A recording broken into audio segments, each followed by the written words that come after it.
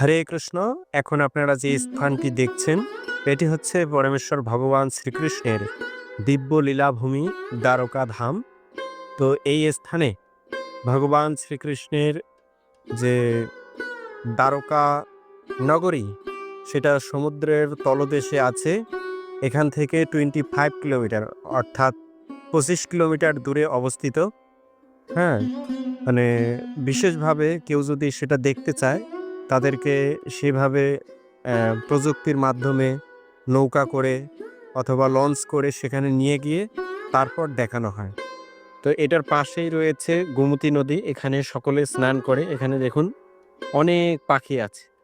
এই পাখিগুলো এখানে খুব আনন্দের সাথে বিহার করছে।